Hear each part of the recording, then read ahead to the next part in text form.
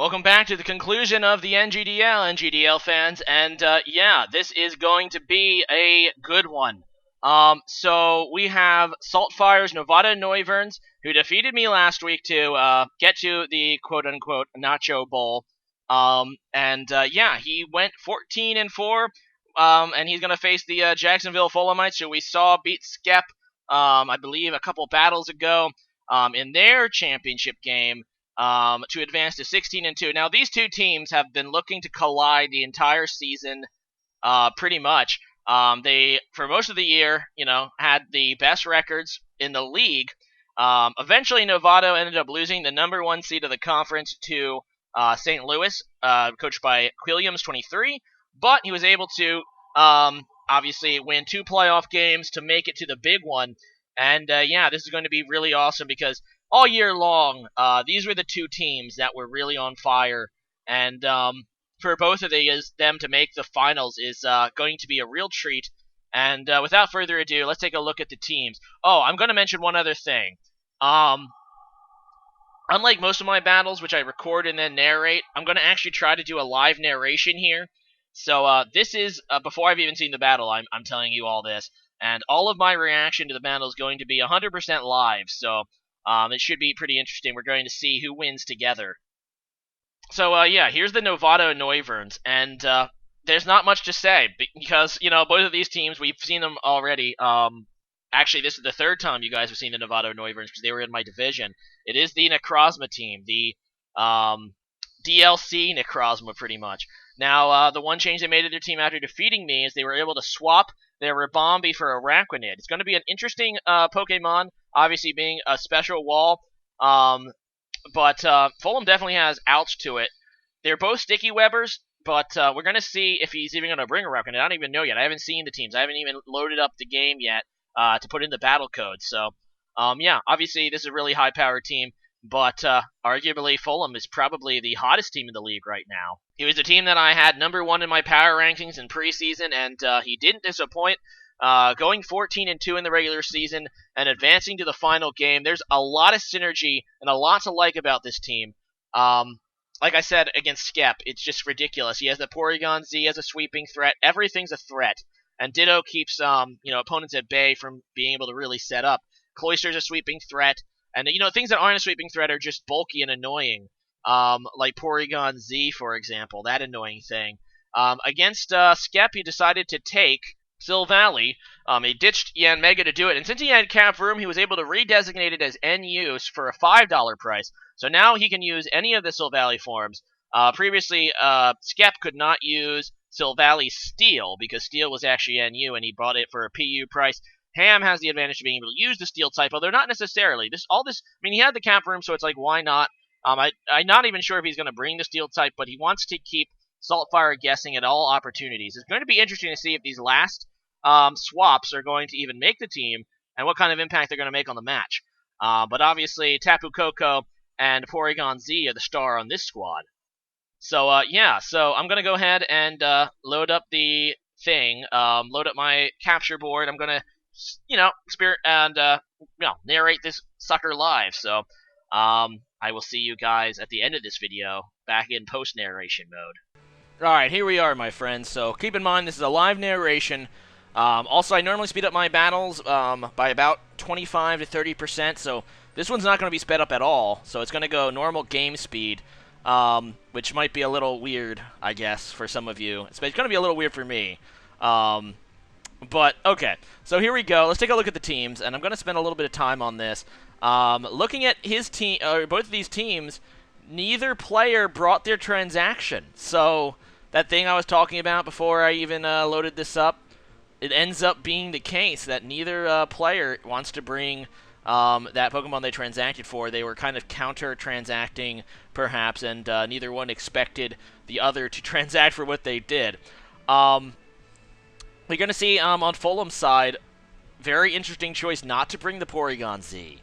Oh my god, he's not bringing Porygon-Z, which is like his ace in the hole, but I guess he has some other plan, because Ham is a very good player. So we're going to go ahead and see, because I'm going to just go ahead and hit the button, and let's go ahead and get this rolling. Yeah, so here we go. As you can see, or you saw, Novato did bring that Tapu Lele connection with Necrozma, which was very strong against me. And, yeah, so Ham is going to go ahead and lead here with Torkoal, as Novato decides to lead with Regirock. Okay, so this seems like a somewhat of an advantage for Novato, although these things can easily carry Solar Beam, these Torkoal things, but it looks like they just want to set up Stealth Rocks, and that's what I expect Regirock to do as well. Just try to get some early hazards, and both of them go for it. I think, does Torkoal get Rapid Spin? I'm pretty sure it does. So Ham probably can get rid of the hazards if he wants, so we're going to have to see if he does that.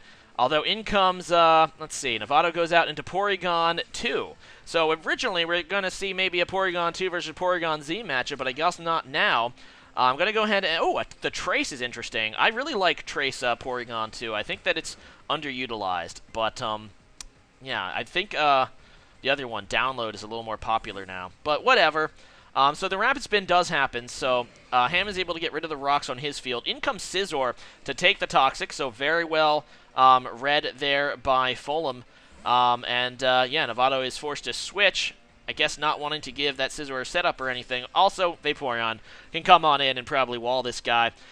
He's going to go for a knockoff, so that's a pretty good play for Ham. Getting rid of that leftovers kind of limits what Vaporeon can do. The Scizor ends up taking Toxic, so he's taking a Miami Dolphion Season 1 playbook, because I ran Toxic on Scizor a few times. I'm sure that's not what he's doing, but it's actually pretty good, because obviously the Vaporeon's going to hate that, that Toxic. Anyway, the Scald actually gets the burn on the Scizor, so that is good for Novato. Although, his Vaporeon is pretty crippled by this, because it can't really Wish Protect without its leftovers, and with the Toxic, it can't do what it really wants to do and just be that Cleric that Vaporeon is so, you know, adept at being. So in comes, I guess, Tapu Koko, and it's going to get the Electric Surge up, also a pretty good Pokemon to hit Vaporeon with. Okay, so Vaporeon's going to Wish, so Novato could switch out here, knowing that, you know, whatever he goes into could get healed, or he could just go for the Protect, try to heal Vaporeon, keep it pretty healthy. No, he's going to go and take the switch. He doesn't want to Protect because he would take, yeah, probably a decent chunk of damage at this point from Toxic. He's going to go out into his own Tapu, so that's pretty interesting. It's going to lower the damage of a potential Electric move. And surprisingly, he's not going to Volt Switch. He goes for a Wild Charge, so it's going to be Physical Koko, and that just obliterates Tapu Lele. Oh my god, is that banded? Because that was not being boosted by his terrain. Novato was very good at getting rid of the terrain. That wasn't a crit or anything. That might be a banded Tapu Koko. So definitely bringing a surprise here in the finals, and they were able to get rid of probably Novato's biggest playoff draft acquisition in Tapu Lele, which is pretty damn amazing. And Regirock is just going to go for the Stealth Rocks, but in comes the, you know, the Turtle again. This, what's it called? Gosh, I can't pause it. I was going to pause it because sometimes when I mess up in a narration, I can't think of Pokemon's name. I'll just pause it and edit, but I can't do that because this is live. Son of a hoe! But you guys know what this is. This is Torkoal. So in comes the Rapid Spin, and I guess that's Earthquake? Yeah, okay, so Earthquake. No, wait. No, that's not Earthquake. That's Bulldoze. Okay, so he's sacrificing some power here to lower speed, but still super effective. And I guess he's just content to keep going for it to try to get some damage here on the Torkoal so he can stop Rapid Spinning away those rocks. Anyway, he's just going to keep Rapid Spinning, so ends up being advantage Novato here because obviously the Rapid Spin, even with a crit, is not going to do more than the leftovers recovery, Rapid Spin being one of the weakest moves used in competitive play. And I guess he just tries to go for the Stealth Rock this turn, thinking that Fulham is going to switch it up and not Rapid Spin, but nope, it's going to be another Rapid Spin. So they're playing mind games right now. It seems like Fulham is content with letting Torkoal die, so long as this Regirock cannot set up Stealth Rocks. So it's actually not a bad play, because it would allow him to get a safe switch without the Stealth Rocks being up. So that's what Fulham's probably playing at right now. It doesn't seem that this thing has Solar Beam, so that's good for that's for the result here. And yeah, it looks like Ham is just going to keep going for that Rapid Spin, just so that the Regirock cannot do what it wants to do in setting up Stealth Rocks. So yeah, we're just going to go ahead and hopefully it's just one more turn, so we can stop wasting our time. And hopefully Regirock will get the KO here on the the Torkoal. So, in It'll be interesting what Ham goes into here. Regirock is kind of a setup bait for a lot of Pokemon, such as this Cloyster. I called it, my friends. So it looks like that is what he wants to do. So there's the Shell Smash, excuse me. And Ham is looking to maybe sweep here with that Cloyster. So there's the setup. He's going to go for the Bulldoze, but honestly, Shell Smash increases its speed more than Bulldoze lowers it, so it's kind of a questionable move here. I guess he doesn't have a rock move, and there's the Greed. There is the second Shell Smash, which is going to outpace that speed reduction of Bulldoze, but it is actually going to lower... Oh, and he has the Hammer Arm! He went for the Bulldoze into the Hammer Arm to break this sash, probably, and lull Ham into a false sense of security.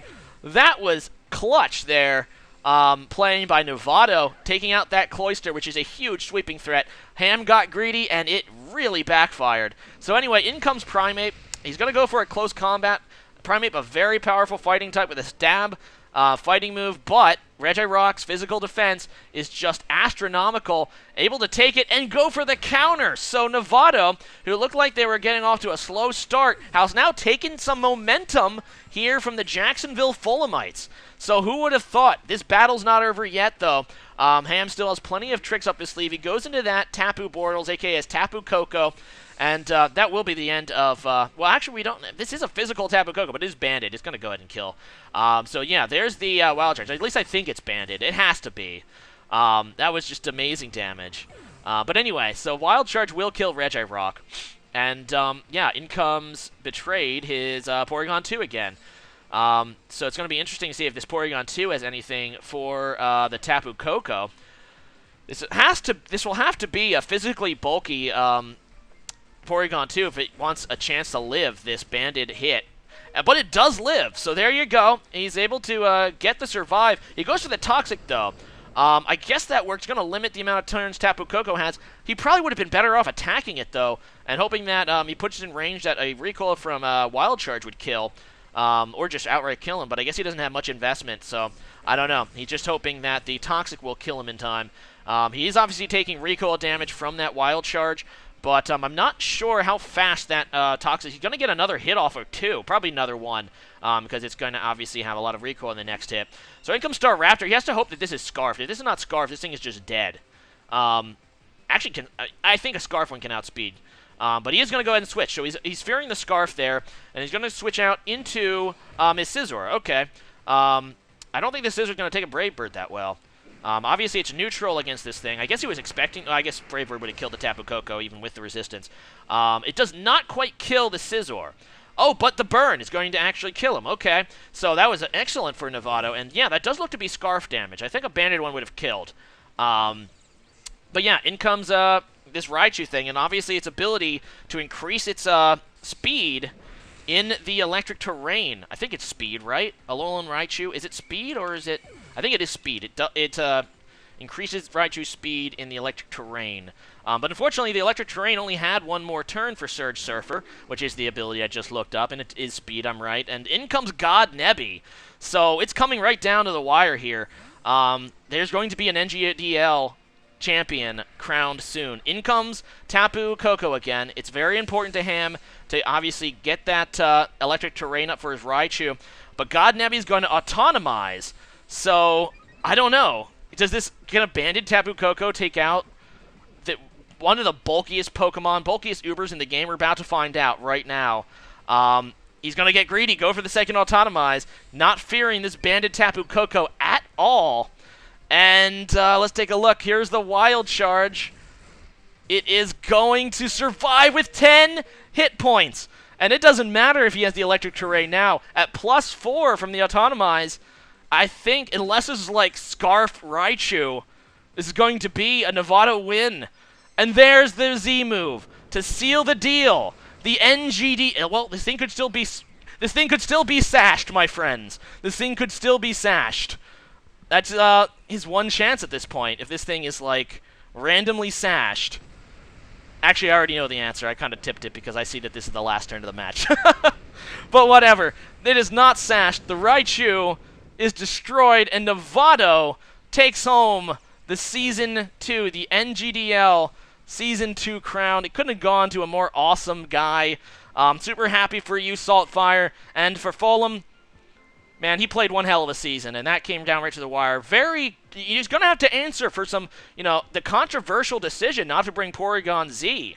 Now, obviously, I mean, I guess Porygon-Z doesn't match up all that well, but it was the sweeper on Fulham's team, and pretty shocking for him not to bring it. It's going to be interesting to hear, because he's going to probably comment and, be condescending about why he didn't bring Porygon-Z, but in my mind, I mean, it was kind of a no-brainer, but I guess he wanted that Raichu instead. The Raichu was his ace in the hole in this match, as well as the Cloyster, which Saltfire played against excellently.